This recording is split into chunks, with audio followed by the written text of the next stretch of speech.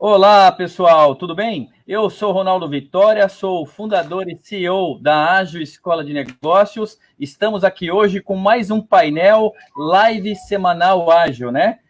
A nossa hashtag 8 aí, né? A oitava live semanal.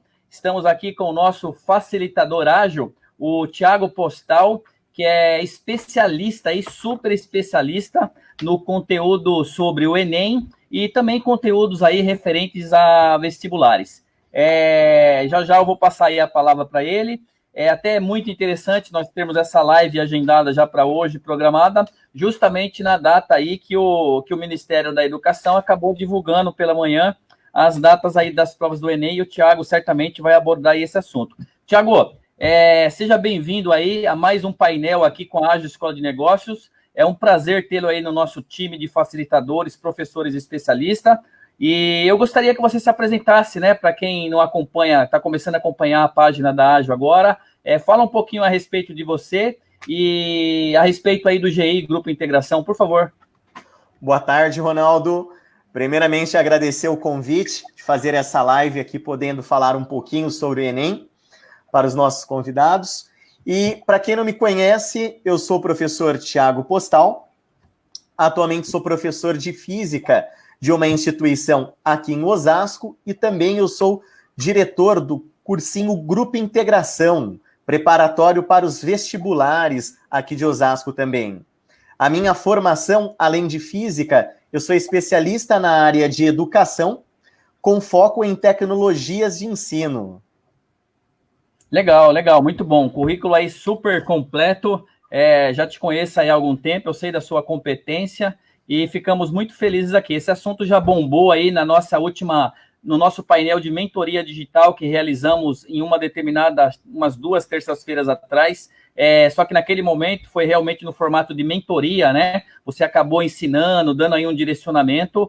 E hoje não, hoje é no formato aí realmente de apresentação, uma live, trazendo aí outras informações também. E esse assunto, depois, muita gente procurou a escola para fazer pergunta, e eu achei bem legal. Então, Thiago, a gente faz assim, eu vou deixar você aí, então, ao vivo, né, falando com as pessoas, né, os profissionais, alunos, candidatos que estão acompanhando a nossa live. Vou ficar aqui no back-office com a nossa produção aqui, né, nosso marketing, nossa diretora de marketing, a Priscila Biela, que sempre nos acompanha aí nos eventos. E você vai compartilhar um material aí. Então eu fico no seu comando aí, tá? Se você for fazer alguma explanação inicial, na hora que você for compartilhar, eu saio do ar aqui, tá legal? Maravilha! Eu volto no final. Combinado, vou compartilhar aqui a minha tela para a gente dar sequência.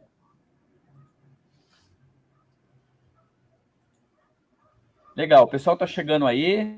E eu vou compartilhar aqui, aproveitar também essa pausa com os grupos de networking aí, grupo de candidatos também, que tem bastante interesse. Estou disponibilizando para você aí, Thiago. Sucesso aí na apresentação.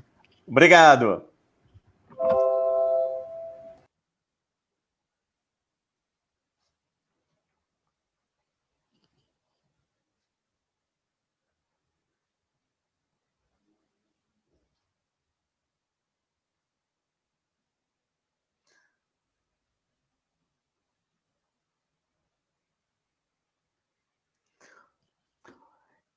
Olá, pessoal, quem está entrando agora, então, na nossa live, nós falaremos sobre o Enem, ou seja, nós falaremos um pouco como utilizar os resultados do Enem para ingressar na sonhada universidade e também algumas dicas compreendendo a estrutura da prova, para você conseguir arrasar lá em janeiro. Aliás, já temos as datas da prova, que a prova impressa já ficou para os dias 17 e 24 de janeiro de 2021, e a versão digital ficou para dia 31 de janeiro e 7 de fevereiro.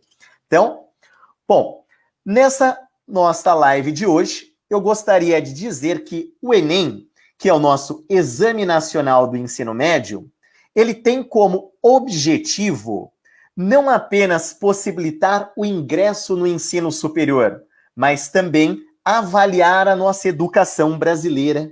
Então, este também é um ponto muito interessante. Enquanto para os candidatos A sonhada vaga no vestibular pode ser obtido por meio do Enem. Para os nossos governantes, também se torna um grande instrumento de avaliação da nossa educação.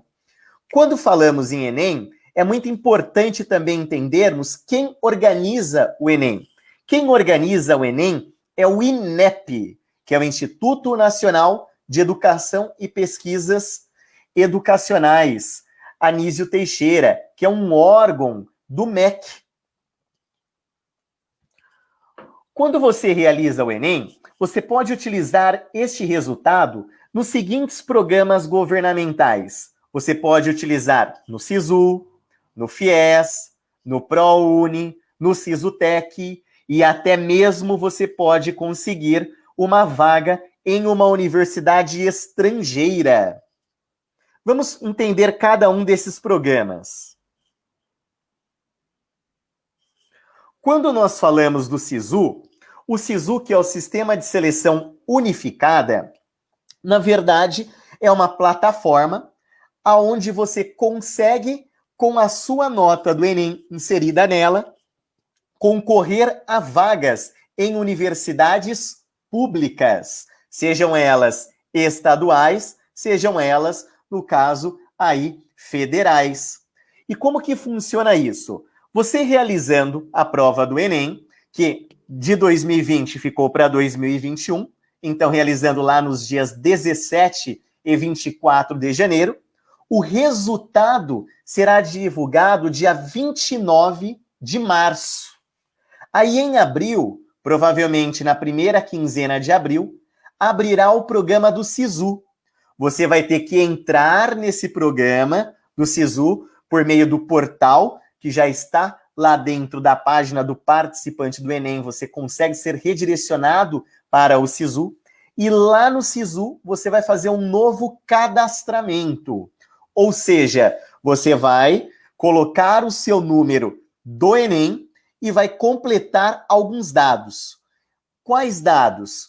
Principalmente os dados com relação à escolha do vestibular, ou melhor, do curso que você deseja concorrer a uma vaga. Então, por exemplo, se você quer concorrer a Relações Internacionais na Unifesp, na Universidade Federal aqui de São Paulo, você vai escolher Relações Internacionais, Unifesp. Ah, eu quero concorrer a Relações Internacionais lá no Rio de Janeiro.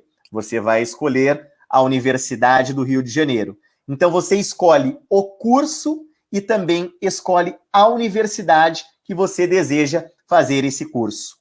Quando você entra no SISU, você tem duas escolhas. Você pode escolher a sua primeira opção e a sua segunda opção. A sua primeira opção é o curso que você mais deseja. E a sua segunda opção é, caso eu não consiga entrar, porque a nota de corte da minha primeira opção ela é muito alta, em qual outro curso ou qual outra universidade eu também desejo. Aí você tem que tomar muito cuidado durante essa escolha para que você não coloque como uma segunda opção um curso mais concorrido do que a primeira. A sua segunda opção tem que ser um curso menos concorrido. Por isso é fundamental que antes você pesquise quais foram as notas de cortes do ano anterior para você ter essa base. Nunca escolha uma segunda opção com uma nota de corte maior. Parece óbvio, mas às vezes isso acontece. Porque a pessoa imagina, eu vou escolher um segundo curso, que é um curso que eu não me identifico tanto quanto o primeiro.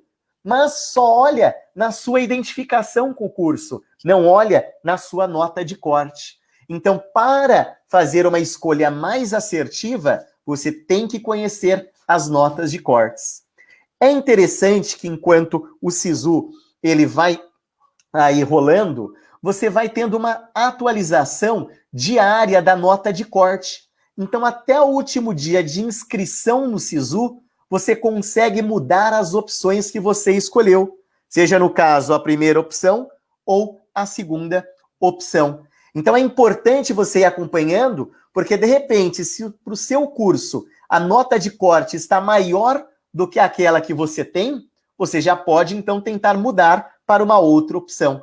Exemplo, digamos que para relações internacionais, a nota de corte seja para entrada numa primeira chamada de 730, 750 pontos de 1000, numa escala de 1000, e você só fez 600, você fala, opa, pelo jeito, estou muito fora neste momento. Então, para tentar ingressar aqui nas primeiras chamadas, eu vou tentar escolher uma outra opção. E a sua opção, de repente, não precisa nem ser um outro curso. Pode ser em outro lugar, como eu comentei. Não deu para eu passar, não está dando essa nota de corte para eu passar aqui em São Paulo, no Rio de Janeiro. Então vou tentar na Universidade de Minas. Também pode ser uma outra opção. Então a dica é: acompanhe diariamente esta nota de corte. Só que quando você se cadastra no Sisu, e eu comentei, e você tem que fazer a escolha do curso e da universidade, é muito importante que você conheça se essa universidade ela é boa ou não. Porque o que mais acontece com os candidatos é que eles fazem a escolha de uma universidade apenas porque ela é estadual, ela é federal, e não sabe se realmente aquela universidade ela é renomada e se o seu curso é de qualidade. Porque às vezes o seu curso não é de excelência naquela universidade que você está pensando. E como que você pode fazer uma escolha mais assertiva da universidade aí mais adequada, mais qualificada para o seu curso? É aí que eu deixo como algumas dicas que vocês conheçam indicadores de desempenho das universidades. Para analisar uma universidade, vocês podem utilizar 3 indicadores. Um deles é o conceito ENAD, que avalia o desempenho dos alunos daquela universidade. Então, é uma avaliação de como os alunos que estão concluindo os cursos naquela universidade estão saindo. Então, é um ótimo referencial. Você sabe, opa, esses alunos que são praticamente concluintes, como que eles estão saindo após 4, 5 anos de curso? É um bom referencial. Você também pode analisar o índice CPC. Esse índice CPC, na verdade, que chama-se Conceito Preliminar de Curso, ele avalia a qualidade do curso, do seu curso específico. Ou seja, se você escolheu Relações Internacionais, será que aquela universidade que você escolheu para esse curso, ela é boa? Porque às vezes ela é uma universidade renomada, mas o curso seu não é tão bom. Então você pode analisar especificamente também a qualidade desse curso. Assim como existe um índice que avalia a faculdade como um todo, que é o IGC, que é o Índice Geral de Cursos. Então, são 3 índices fundamentais para você ver se o seu curso e a universidade aí são boas realmente, ok? É muito comum você ver a universidade falando, eu sou conceito 5, conceito 4 no MEC, que são aí as melhores classificações. Bom, às vezes a universidade, sim, ela tem uma boa classificação, mas o seu curso, não. Às vezes a universidade, ela é conceito 4, conceito curso 5, em determinado curso específico, e não no seu. Então, muito cuidado com esta avaliação. É fundamental que vocês aí analisem esses índices. E onde encontrar esses índices? Aqui na tela, eu deixo até um dos links, depois eu vou publicar aqui nos comentários dessa nossa live, para vocês acessarem, ou direto no portal do MEC. Lá no portal do MEC, vocês conseguem pegar esses índices. É só conhecer aí os nomes, né? O IPC, o CPC, o IGC e o ENAD, ok? Uma outra maneira de utilizar a nota do Enem é no ProUni. O ProUni, na verdade, ele possibilita que você conquiste uma bolsa parcial ou uma bolsa integral numa universidade particular. Quando eu falo parcial, seria uma bolsa de 50% e a integral a de 100%. E como que você pode participar desse programa? Primeiro, você tem que ter realizado o Enem 2020. Entre aspas, né, 2020, porque ele vai ser em 2021, mas é referente a este ano. Então vamos chamar sempre Enem 2020. Tem que ter realizado o Enem e tem que ter obtido, no mínimo, 450 pontos aí como média. E também não pode ter zerado na redação. E quando eu falo 450 pontos de média, é a média entre as 4 áreas do conhecimento: matemática e ciências da natureza, matemática, ciências da natureza, ciências humanas, códigos e linguagens, são as 4 áreas. A média dessas 4 áreas tem que ter aí, no mínimo, 450 pontos. E lógico, redação jamais zerar. Além de você não poder zerar para participar do programa, com certeza aí, se você vai bem na redação, também você consegue aí ter um resultado muito maior na prova do Enem. Bom, atendeu a esses critérios. Quais são os próximos critérios? Os próximos critérios são, na verdade, com relação a uma análise socioeconômica, como, por exemplo, ter cursado o ensino médio em uma escola da rede pública e o ensino médio completo. Tem que ser este critério. Se você não atende a esse critério, segundo critério que você pode atender, ter cursado o ensino médio completo em escola da rede privada, na condição de bolsista integral. Opa, se você fez aqueles exames de bolsa e conseguiu uma bolsa integral, ou você estudou ou estuda em alguma fundação, você pode também aí se enquadrar nesse segundo critério. Se você ainda não se enquadra dentro desses dois, o terceiro critério é ter cursado o ensino médio parcialmente na rede pública e parcialmente na rede privada, na condição de bolsista integral. Então, por exemplo, você fez o seu primeiro ano do ensino médio, digamos, numa escola pública, e depois você fez o segundo e o terceiro anos numa escola particular. Ah, se você era bolsista nela, você também se enquadra, ok?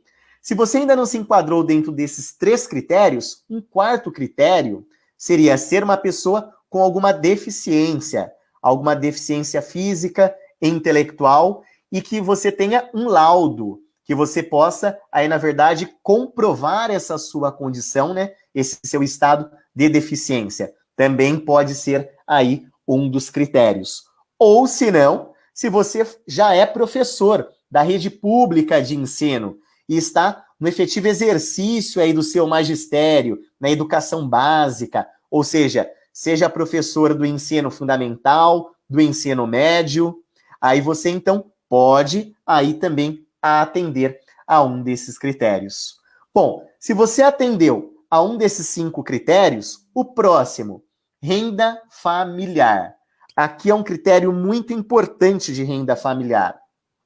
Para você conseguir uma bolsa de 100%, você precisa ter uma renda familiar de até 1 salário mínimo e meio. Ou seja, o que seria uma renda, aí no caso, familiar por pessoa de 1 salário mínimo e meio? Some a renda de todas as pessoas que moram na sua casa e divida pelo número de pessoas. Se esse valor der até 1 salário mínimo e meio por pessoa, então você tem chances de concorrer a uma bolsa 100%, ou seja, a uma bolsa integral. Mas se a sua renda bruta familiar for um pouco acima disso, mas for até 3 salários mínimos, aí você pode tentar uma bolsa parcial, ou seja, uma bolsa de 50%. Esses são aí os critérios. Mas não é porque você fez o Enem, tirou acima de 450 pontos, não zerou a redação, se enquadrou dentre um dos 5 critérios que eu comentei, de ter estudado em determinada escola e atendeu ao critério de renda familiar, que automaticamente você já ganhou uma bolsa no ProUni. Não. Você vai ter que concorrer. Então, daí você vai ter que ver se a universidade que você tem interesse, se ela aceita a ProUni e se o curso que você deseja também está dentro do ProUni naquela universidade. Ah, então escolhi a universidade, vi que o meu curso está dentro desse programa. Agora sim, eu vou efetivar a minha inscrição. Portanto, agora as bolsas que serão concedidas serão destinadas às maiores notas do Enem que se cadastraram nesse programa. Então vejam, além de ter toda uma análise socioeconômica, tem também uma análise de desempenho na prova do Enem. Infelizmente, hoje em dia, como o nosso governo tem aí investido pouco nesses programas, nós temos aí uma diminuição dessas vagas. Então, por isso, você tem que mandar bem nessa prova que vai acontecer em janeiro. Aliás, na mentoria que nós fizemos algumas semanas atrás, eu dei algumas dicas de como se preparar para essa prova. Se você não viu, dê uma olhada no nosso canal que você consegue acompanhar lá o vídeo com essas dicas, ok? Um outro programa governamental que você pode também participar ao realizar o Enem seria, na verdade, o FIES. E o que seria o FIES? O FIES é o financiamento estudantil. Na verdade, é uma espécie de um empréstimo que o governo faz para você pagar a sua universidade particular. Olha que maravilha! Imagina o governo emprestando um dinheiro para você. E é interessante o FIES porque existe um tipo de contrato que eu já vou comentar com vocês, que esse empréstimo vai a uma taxa de juros zero. Você já viu em algum lugar uma taxa zero de juros? Pessoal, praticamente isso é impossível quando nós pensamos nos bancos privados e até mesmo nos bancos públicos. Normalmente nós temos algumas taxas e são normalmente elevadas. Pelo FIES, você pode conseguir aí uma taxa zero. Bom, vamos entender como participar no caso desse FIES. Primeiro, tem que ter realizado o Enem. Você tem também que ter obtido pelo menos 450 pontos aí na média das provas, ou seja, na média das 4 áreas do conhecimento, e também não pode ter zerado a redação. Atendeu, então, a esses critérios? Opa, quais são os próximos critérios? Os próximos critérios são, na verdade, análises socioeconômicas, como, por exemplo, novamente, a sua renda familiar. Se você tem uma renda familiar por pessoa de até 3 salários mínimos, você consegue aí juros zero nesse financiamento. Mas, se a sua renda familiar é um pouquinho acima, no caso aí, se a sua renda familiar for de 3 salários mínimos e meio, 4, até 5 salários mínimos, você pode entrar na segunda modalidade do FIES, que é chamada de PFIES. Só que agora, nessa segunda modalidade, você tem juros nesse empréstimo. Mas saibam, mesmo tendo juros, os juros são muito menores do que vocês conseguiriam em qualquer financiamento, em qualquer empréstimo que tentassem aí num banco privado, pessoal. Então, vale muito a pena você tentar o FIES, ok? Também é interessante, eu sempre comento com os meus alunos, é que você pode tentar uma dobradinha entre o FIES e, no caso, o ProUni. Digamos que no ProUni você conseguiu uma bolsa parcial de 50%. Você pode tentar financiar pelo FIES a outra metade, os outros 50%. Lógico que é difícil, mas tudo depende do quê? Do seu desempenho no Enem e que você se enquadre nesses critérios socioeconômicos. Se você tem um bom desempenho no Enem, as suas chances são muito grandes aí de conseguir, no caso, participar de um ou talvez até dos dois, caso no ProUni tenha obtido apenas 50%. Então, a dobradinha ProUni-FIES, ela é interessante.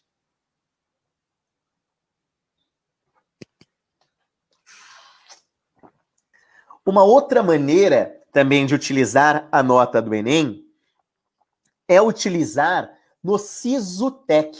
Aqui pouquíssimas pessoas conhecem o Sisutec. E o Sisutec, ele é excelente por quê? O Sisutec possibilita que você consiga cursar um curso técnico. Olha que bacana, um curso técnico também. De repente você finalizou o seu ensino médio, não conseguiu entrar numa universidade ou ainda está em dúvida em qual universidade, qual curso, de repente você pode fazer um curso técnico que tem uma duração bem menor, normalmente 1 ano e meio, 2 anos, e esse é o tempo para você aí conseguir, na verdade, amadurecer a ideia de qual universidade você deseja cursar, qual curso você tem interesse, quais são aí, qual é a sua vocação, a sua aptidão. Então, é interessante. Ou também o curso técnico, ele é interessante se você tem uma grande necessidade de entrar rapidamente no mercado de trabalho. Então, se de repente você precisa ingressar no mercado de trabalho num curto prazo, fazer um curso técnico é muito interessante. 1 ano e meio, 2 anos, você já está aí formado. E, de repente, com uma profissão, você consegue até pagar depois a sua faculdade. Então, considerem também essa opção. O Sisutec, assim como o Sisu, você também tem que fazer um cadastramento nele. Também é disponibilizado lá no portal do MEC o link para você fazer o seu cadastro.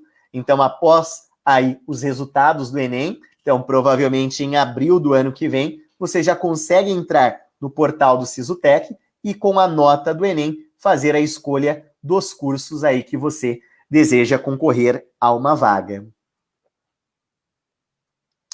Eu até deixo nessa apresentação e depois nós iremos compartilhar nos nossos canais essa apresentação para vocês terem em detalhes todas essas informações. Eu compartilho alguns dos cursos mais procurados aí nos últimos anos pelo Sisutec. Eu não vou aqui discutir cada um deles, mas eu vou citar e um ou outro farei algum comentário. Mas depois vocês conseguem, nesse material que deixaremos disponível, ter aí acesso a todos os principais cursos. Então, os principais cursos oferecidos nos últimos anos foram técnico em logística, em segurança do trabalho, olha só, um curso que poucas pessoas conhecem, enfermagem. Enfermagem é interessante porque, às vezes, o aluno ele tem interesse em cursar medicina e ainda ele não sabe se realmente é o que ele quer. De repente, ele pode fazer um curso técnico de enfermagem, que tem uma duração menor, para ver se realmente ele gosta daquela área. E se realmente ele gostar daquela área, ele pode tentar concorrer a uma vaga na universidade. Então, o curso técnico de enfermagem é um curso interessante também para quem gosta da área de biológicas e a área da saúde. Técnico em informática, informática sempre em alta. O curso de edificações também é um curso oferecido no Sisutec. Também quem tem interesse nas áreas de engenharia, de repente fazer um curso de edificações técnico é interessante para que você conheça a área e tenha uma formação prévia. O curso de radiologia também é um curso muito interessante. Aliás, tem uma demanda muito grande. São pouquíssimos profissionais hoje formados em radiologia, então o mercado é muito bom. Normalmente, um técnico de radiologia ele trabalha 4 horas e tem uma boa remuneração, até dentro de um curso técnico. Então, é uma grande opção.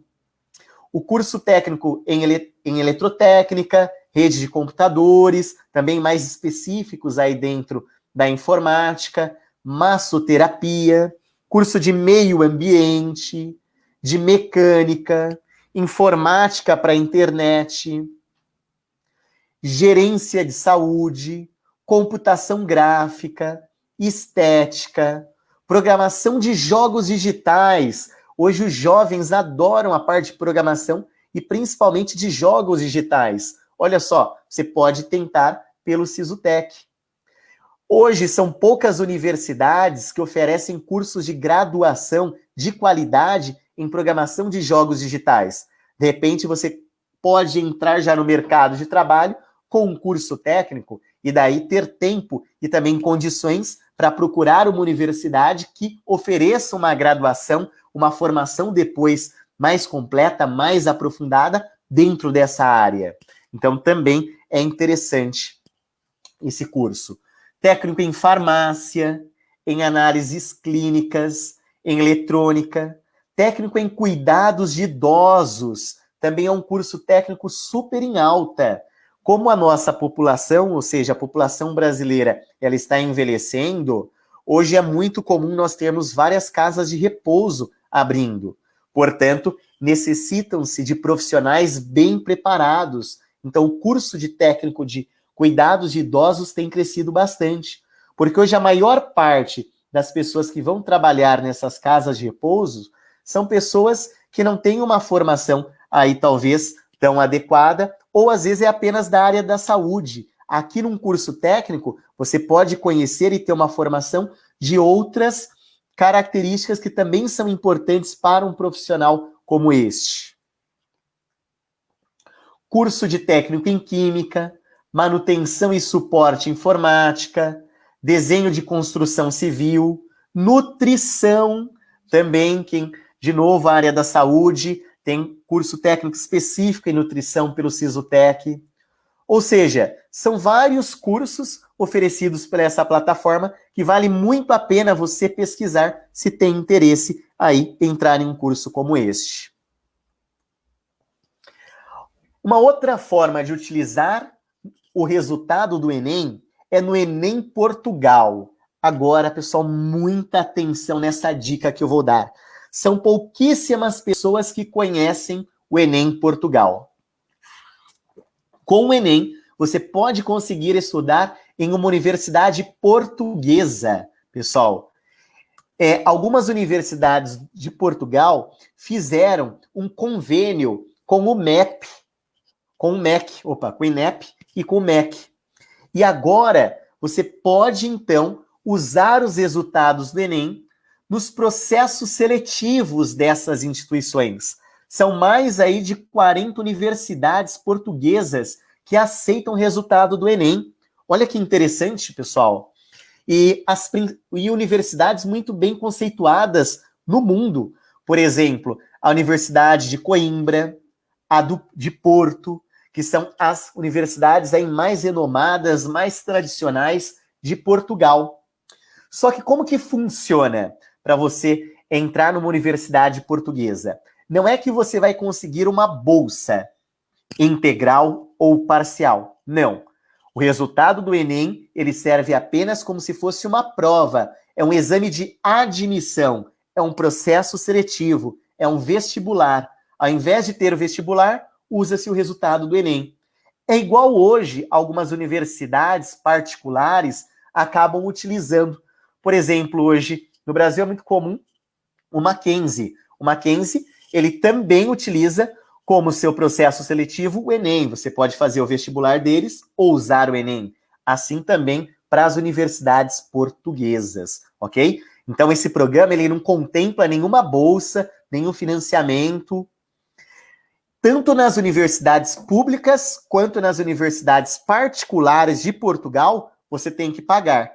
Aliás, todo estudante paga uma taxa de coparticipação nas universidades portuguesas. Sejam até elas instituições públicas. Lá não é igual aqui no Brasil, que nós temos gratuitamente. Não, tem uma coparticipação. Ou seja, o governo, ele paga uma parte, mas você paga uma taxa. ok? Então, se a sua nota do Enem for suficiente para você entrar numa universidade pública portuguesa, excelente, porque daí você vai pagar apenas uma taxa de coparticipação.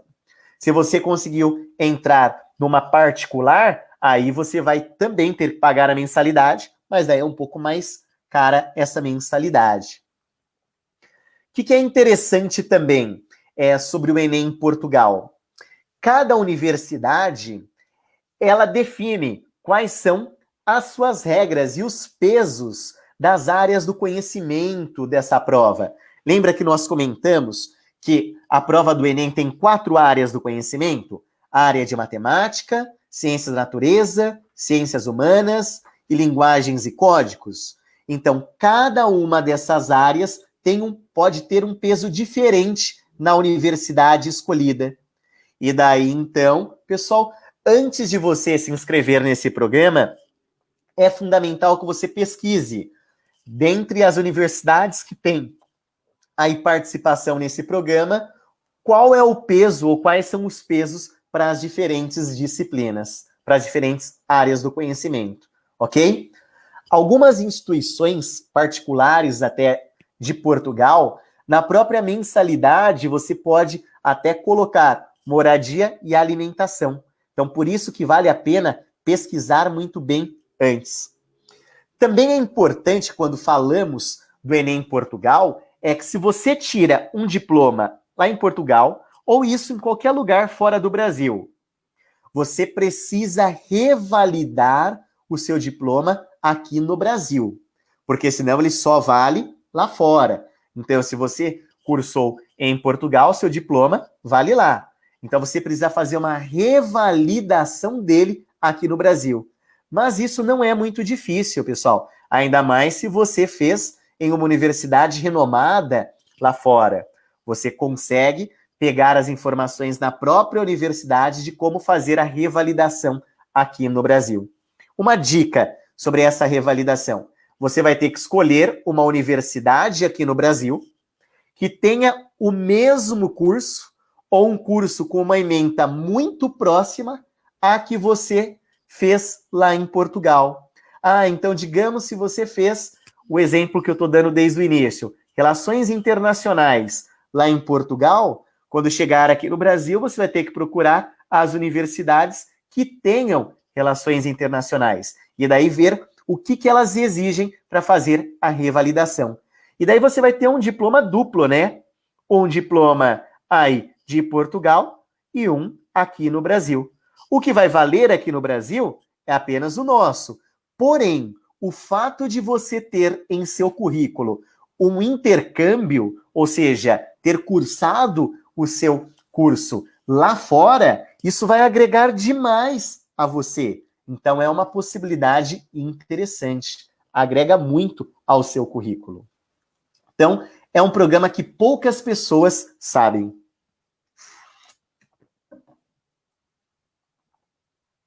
Um outro programa governamental que existia e neste momento não tem mais é o Ciência Sem Fronteira. O Ciência Sem Fronteira, na verdade, é um intercâmbio que você conseguiria com a nota do Enem quando você já está na universidade. Mas por que se ele não existir mais, por que eu estou comentando? Porque o governo promete voltar com esse programa no futuro. Então você que vai entrar agora na universidade, ou no caso, o ano que vem, você também pode, de repente, no meio do seu curso, participar do Ciência Sem Fronteiras se ele retornar. E você pode fazer daí uma graduação sanduíche, ou seja, metade aqui no Brasil e metade lá fora. Então, é uma ótima possibilidade. Eu tenho um amigo que ele fez metade aqui na USP, na Poli, e fez metade na Polytechnique, ou seja, lá na França, na Politécnica da França, em engenharia. Foi, assim, sensacional, agregou demais no currículo dele. Então, é uma boa possibilidade fazer aí o Ciência Sem Fronteira. Espero que esse programa volte. De repente, daqui a alguns anos, vocês conseguem aí participar. Também, como não existe, a princípio, Ciência Sem Fronteira, eu vou dar uma outra dica para vocês como que vocês poderiam conseguir um intercâmbio quando estão na universidade.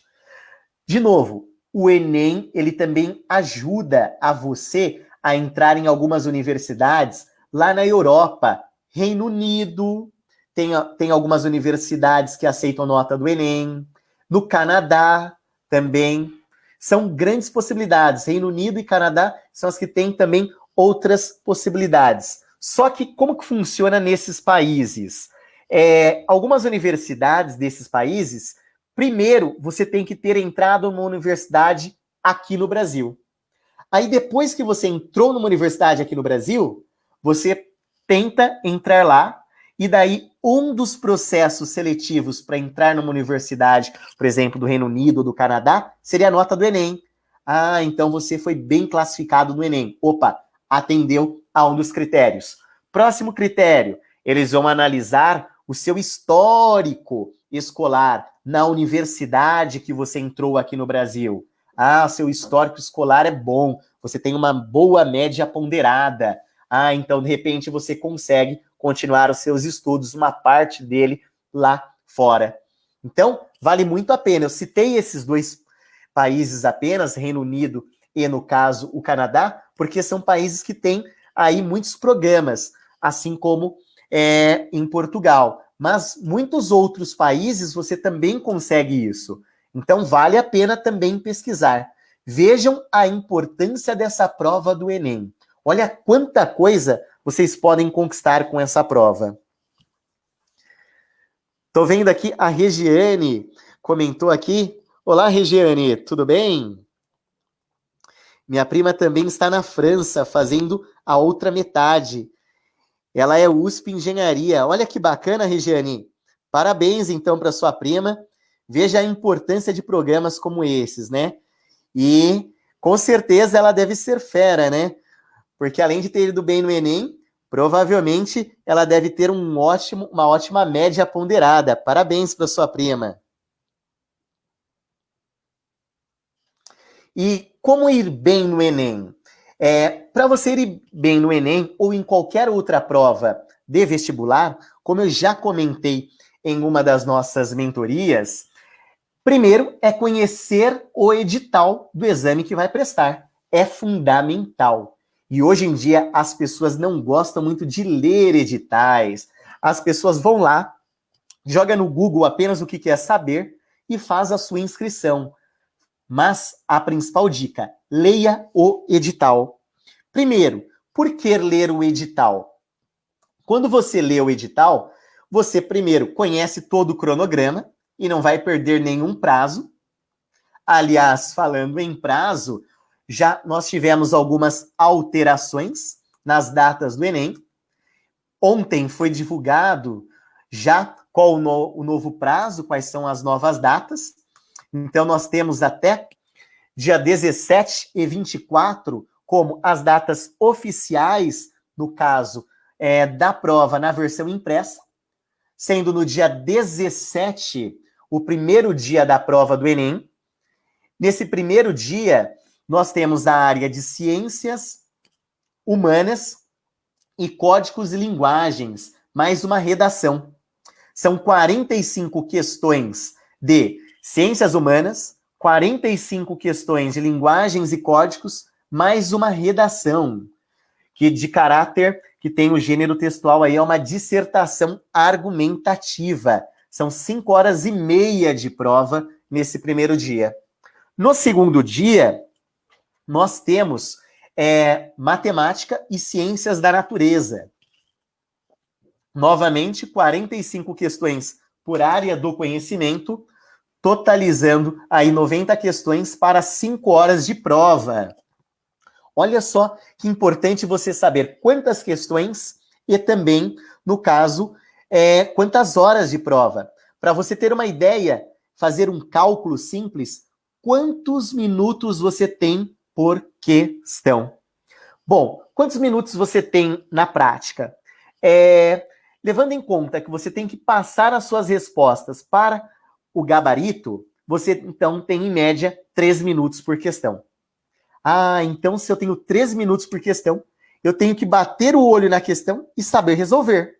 Porque se eu não souber resolver, se eu ficar pensando em como resolver, provavelmente vai faltar tempo lá no final da prova. E daí o que vai acontecer? Você vai ter que chutar, porque não vai ter mais tempo suficiente. Então, essa já é uma dica. Bateu o olho na questão. Passou de 3 minutos, não sabe resolver, pula. Vai para a próxima. Porque se você continuar insistindo naquela questão, pensando, pode ser que lá na frente tenha uma questão que você saiba, mas que você vai ter que chutar porque você não tem tempo suficiente. Então, muito cuidado, pessoal. É importante vocês terem essa noção de tempo. E como se preparar, como então conseguir ter a sacada dessas questões que normalmente aí exigem bastante do vestibulando? Treinando. A melhor maneira de se preparar para o vestibular é treinando. Treinando fazendo provas de anos anteriores. É fundamental que vocês sentem, peguem as provas dos últimos 5 anos, ou, se possível, dos últimos 10 anos. Sente e tente fazer essa prova. Cronometra, dispara lá, 5 minutinhos, 5 horas, e tenta fazer. Para ver se vocês vão se acostumando. Não tem como aí você conseguir fazer uma boa prova se você antes não tiver treinado. Por isso é importante fazer simulados como estes. Quem aí se inscreveu para a versão digital tem um pouquinho mais de tempo. O primeiro dia de prova será no dia 31 de janeiro. E o segundo dia de prova será no dia 7 de fevereiro. Aí no caso, ok? Primeiro dia, mesma coisa. Ciências humanas e códigos e linguagens. E no segundo dia seria, no caso, aí, ciência da natureza e matemática. Caso haja necessidade de fazer uma reaplicação da prova por algum motivo, provavelmente, se não tivermos nenhuma mudança aí nessas datas, está agendada essas reaplicações para os dias 24 e 25 de fevereiro. Nos mesmos dias que nós teremos a aplicação do Enem, chamado PPL, que são para aí as pessoas privadas de liberdade. O Enem também acontece dentro dos presídios. As pessoas também conseguem fazer a prova lá. São nestas datas. Bom, no material que nós iremos disponibilizar para vocês, eu vou deixar algumas orientações gerais sobre a inscrição, caso aí o ano que vem você participe novamente do Enem. Eu vou partir aqui para a parte fundamental da nossa live de hoje, que é a estrutura da prova do Enem. Olha que interessante a estrutura. Conhecendo a estrutura, pode ter certeza que vocês vão arrebentar nessa prova.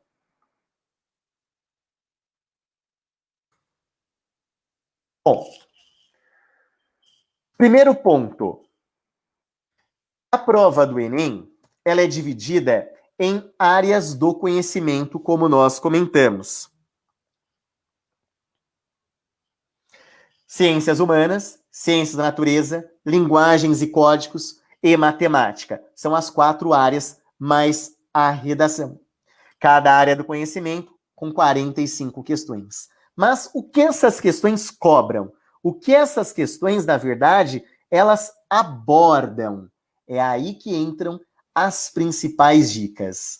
Quando você lê o edital, você vai conhecer algo chamado matriz de referência do Enem.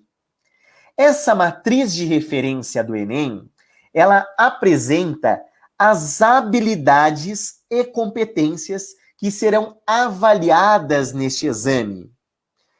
Essas habilidades e competências, elas indicam, na verdade, o que a prova cobra. Eu vou dar um exemplo para vocês, porque eu falei uma maneira muito técnica, habilidades e competências. Eu vou pegar da área de física, que é a minha área, onde eu posso aqui detalhar mais. Se você pega lá a matriz de referência, na área de ciências da natureza, uma das habilidades que é a habilidade 1 dessa matriz de referência, está lá: reconhecer características ou propriedades de fenômenos ondulatórios ou oscilatórios, relacionando-os a seus usos em diferentes contextos. Acabei de ler aqui essa matriz. Não coloquei ela na tela, porque eu quero que a gente foque na reflexão dela. Reconhecer características ou propriedades de fenômenos ondulatórios. Pronto. Você já tem nessa habilidade a dica de uma questão da prova. A prova vai cobrar uma questão sobre fenômenos ondulatórios. Quais? De repente pode ser reflexão, refração, difração. Ou seja, você sabe que vai ter que estudar fenômenos ondulatórios e oscilatórios, mas o que de fenômenos? Você precisa reconhecer as características. Então, olha só, você já sabe o que vai cair e como. Precisa reconhecer características desses fenômenos. Então, por exemplo, quando eu falo da refração, quais são as características? Eu tenho, por exemplo, um raio de luz, ele muda de meio. Ele passa, por exemplo, do ar para a água. Durante a sua mudança de meio, há uma mudança na sua velocidade. Opa! Houve uma mudança na sua velocidade. Então essa é uma característica. Sua frequência, ela continua a mesma. Essa é uma outra característica. Veja que interessante. Esta habilidade, novamente, enfatizo, pessoal, esta habilidade, ela mostra o que vai cair e como vai cair. Quantas habilidades há indicadas nessa matriz de referência? Pessoal, 180 habilidades ao todo, das 4 áreas. Ou melhor, 120 habilidades são indicadas. 30 por área do conhecimento. 30 habilidades são indicadas por área do conhecimento. Então, vamos fazer agora uma continha. Se a prova do Enem, ela tem 90 questões no primeiro dia e ela tem 90 questões no segundo dia, então ela tem 180 questões. E a matriz de referência indica 120 habilidades. O que isso significa? Que pelo menos uma questão por habilidade teremos nesta prova. Olha só.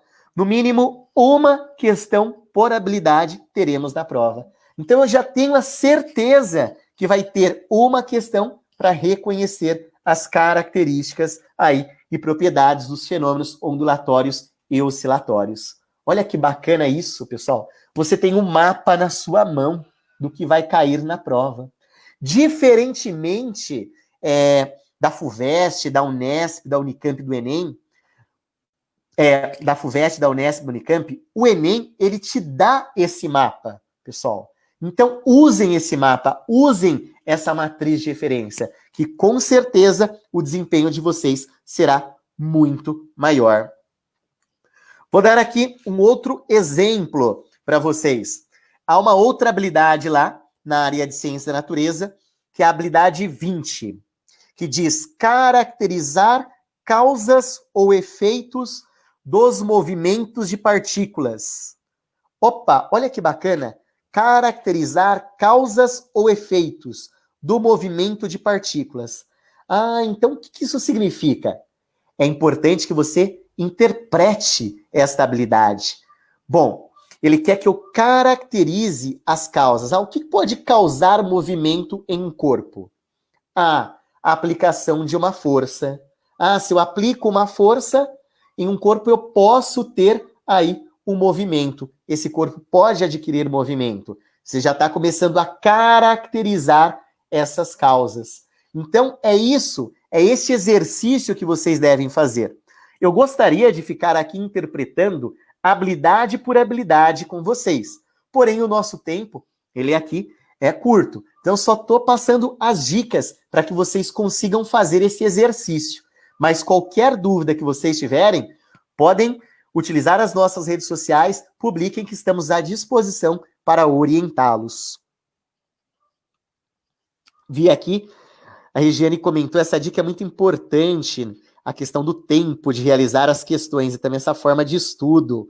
Bacana, Regiane. Sim, é importante. Obrigado por reforçar essa dica aqui para os vestibulantes, porque se o aluno ele conhece o que cai, como cai, ele também consegue gerir melhor o seu tempo, né? Algo que é fundamental.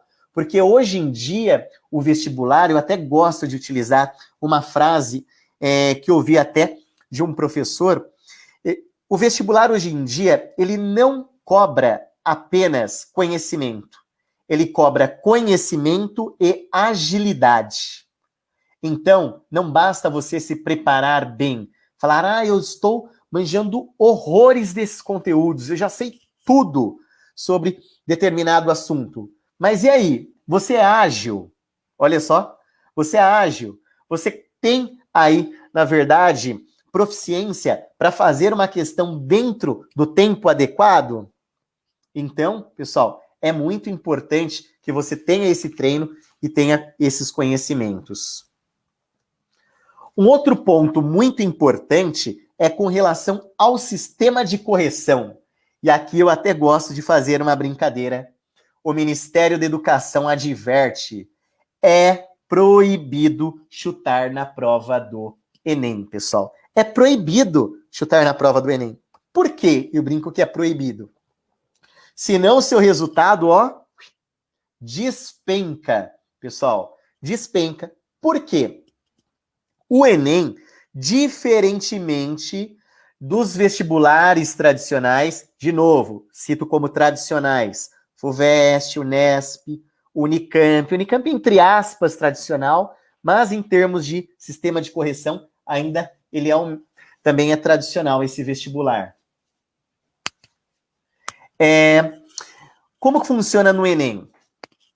O Enem, ele utiliza a TRI, que é a teoria da resposta ao item. O que seria a teoria da resposta ao item? De uma maneira simplificada para o vestibulando, sem entrar com muitos termos técnicos aqui, ela seria uma análise estatística que consegue identificar se o aluno chutou ou não. Olha que bacana, pessoal. Ela consegue, com base no padrão das respostas do candidato, identificar se foi um acerto aleatório, ou seja, o popular chute. Então, por isso que a gente brinca que é um anti-chute.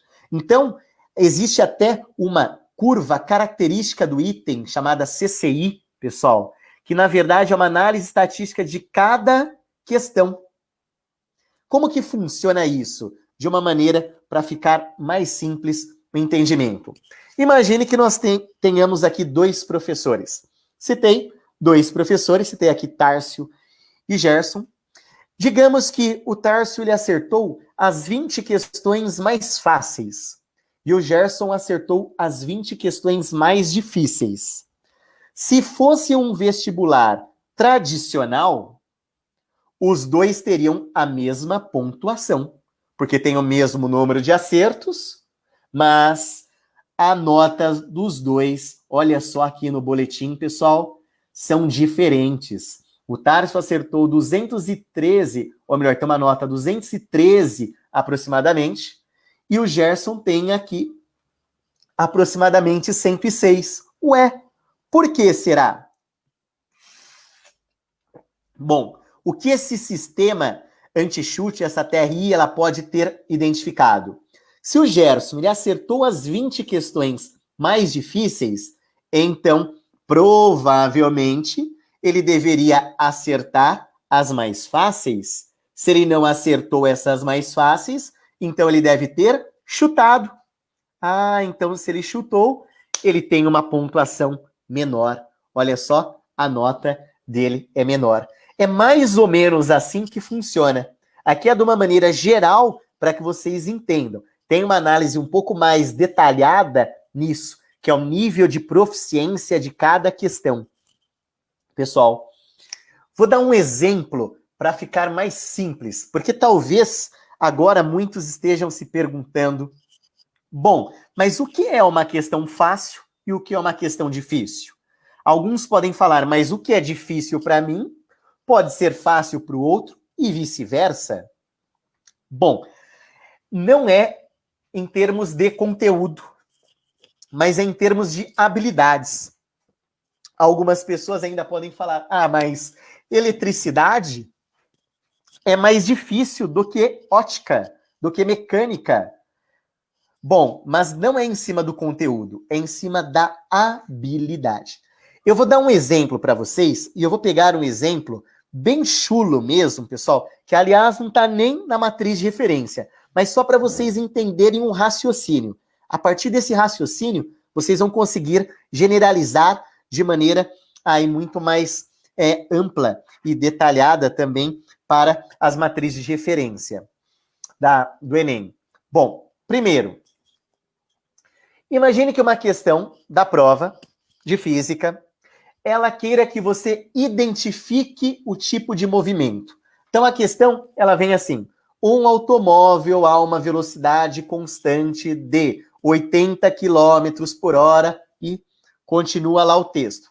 Daí vem, pessoal, identifique o tipo de movimento. Aí tá lá entre as alternativas. É um movimento uniforme? É um movimento uniformemente variado? E daí ele vai dando vários outros tipos de movimento. É um movimento variado? É um movimento circular uniforme? Opa! O que você vai ter que saber nessa questão? Qual é a habilidade que você tem que dominar? Identificar as características desse movimento. Bom, o texto falou apenas que a velocidade ela é constante. Mas ela é constante no quê? Ela é constante em módulo? Ela é constante em módulo, direção e sentido? Falou que é constante apenas em módulo. Então é um movimento uniforme. Falou não, que o vetor todo é constante.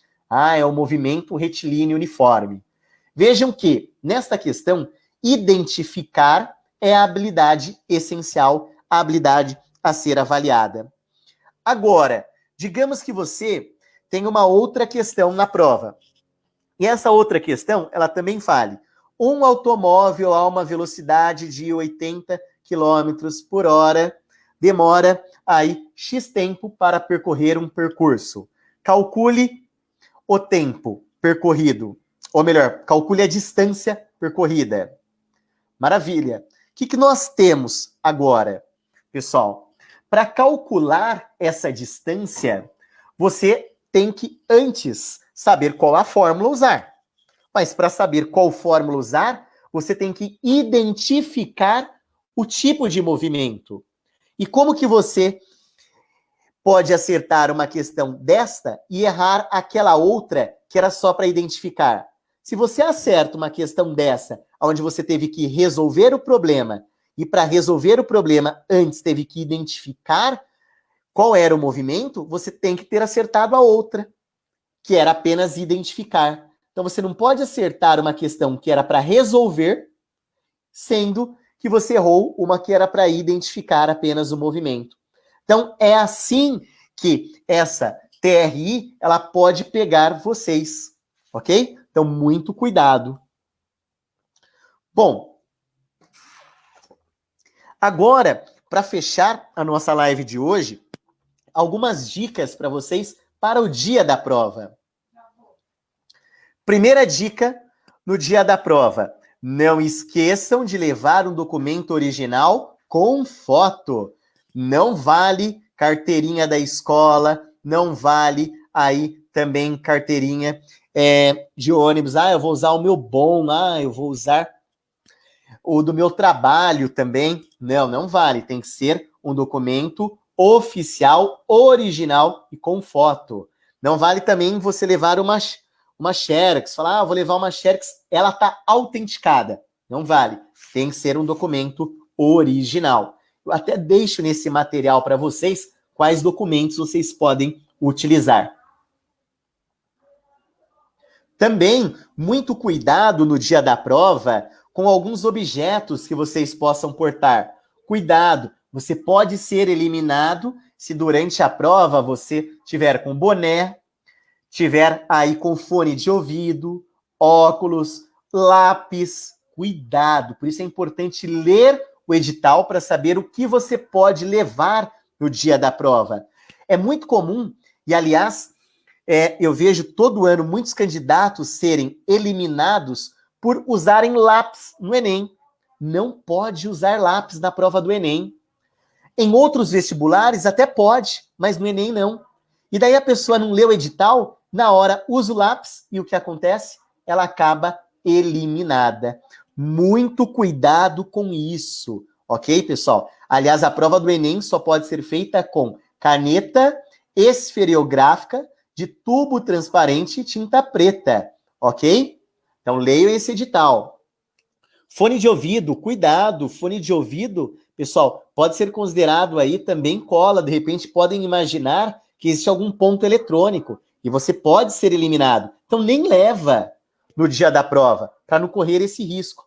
Embora no dia da prova, quando você vai entrar na sala, você recebe um porta-objetos, onde você coloca seus objetos e lacra, mas para não correr o risco de esquecer o fone de ouvido no bolso e ser eliminado, pessoal, nem leve. Por quê? Mas ninguém vai ver no meu bolso o meu fone de ouvido, não vão ver o meu celular no bolso. Algumas pessoas se recusam a colocar no saquinho plástico e falam, não vão ver no meu bolso. Aí você vai ao banheiro. Quando você vai ao banheiro, você é submetido a um detector de metais na entrada e na saída. Aí o que acontece? Quando você é submetido ao detector de metais, identificou que no seu bolso tem um celular. Já era. Eliminado. Mesmo se o seu celular estiver desligado. Porque, segundo o edital, você deveria ter colocado ele no saquinho porta-objetos e ter lacrado. Então, por isso que eu falo, é fundamental ler o edital. Algumas outras dicas pós a prova. Pós a prova, normalmente 3 dias depois do último domingo de provas, é liberado o gabarito. Não é o resultado. Veja que o resultado é só dia 29 de março. O gabarito, normalmente 3 dias úteis, já temos aí o gabarito oficial. Mas no mesmo dia, pessoal, que você fez a prova, você pode ver o gabarito dos diversos cursinhos. Aliás, até vejam do poliedro, que é o meu cursinho aqui em Osasco, onde utilizamos o material poliedro. Aliás, uma das melhores resoluções temos no poliedro. Veja os resultados, pode conferir lá. Não é oficial, mas é uma primeira conferência, é onde você pode ter uma ideia do que errou, do que acertou, pode ver as diferentes resoluções daquilo que você errou. Então, pessoal, essa também fica como uma dica para vocês. Também, uma última dica para finalizarmos é a hora do Enem, pessoal. Existe um aplicativo do governo chamado A Hora do Enem, aonde você também tem a possibilidade de ver algumas videoaulas e fazer alguns simulados, se preparando para este exame. Então, não deixem também de dar uma olhadinha neste app que vocês podem baixar no próprio celular. Também, mais uma dica, olhem a cartilha do participante de redação do Enem. Você sempre também consegue pegar isso lá no próprio portal do MEC, as melhores redações, e daí vocês já conseguem ter uma base dos critérios de correção e também nortear uma melhor escrita sua. Vou deixar para vocês também como material de apoio uma análise dos últimos 10 anos da prova do Enem, ou seja, o que caiu. Embora eu diga, não olhe conteúdo, olhe habilidade, mas essa análise estatística, ela mostra percentualmente quais são as áreas que mais caem nessa prova, ou seja, que tem uma maior tendência. E isso eu deixo para todas as áreas do conhecimento, não apenas para a física. Bom, Eu espero que vocês tenham gostado dessa live de hoje, com essas dicas. O material ficará disponível nos canais oficiais. E agora eu vou chamar o Ronaldo para nós encerrarmos essa live e também para ele falar onde esse material pode ficar disponível para vocês. Ronaldo, você está me ouvindo? Olá, Thiago. Tudo bem? Tá me vendo aí? Tá tranquilo? Acho que agora estou te vendo aqui. Legal, vou fechar aqui o compartilhamento, tá? Você fechou aí, legal. Thiago, parabéns aí pela excelente apresentação. Eu acompanhei aqui nos bastidores, né? Normalmente a gente traz a live semanal ágil aí no formato de bate-papo, mas ficou sensacional. Eu tenho certeza que o pessoal que acompanhou aí gostaram bastante. E o que eu proponho, né? Eu até cheguei a digitar isso daí.